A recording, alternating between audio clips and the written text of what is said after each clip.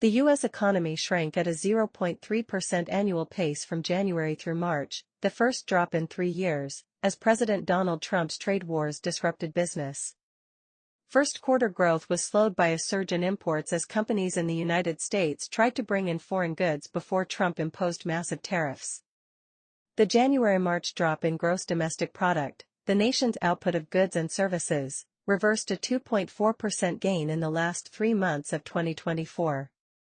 Imports grew at a 41% pace, fastest since 2020, and shaved 5 percentage points off first quarter growth. Consumer spending also slowed sharply, to 1.8% growth from 4% in October-December last year.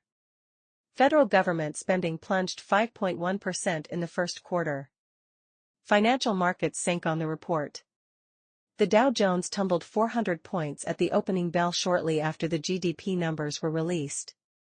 The S&P 500 dropped 1.5% and the Nasdaq Composite fell 2%.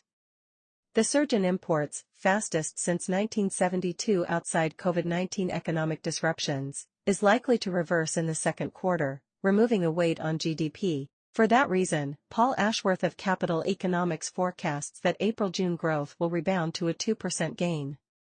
Trade deficits reduce GDP. But that's mainly a matter of mathematics. GDP is supposed to count only what's produced domestically.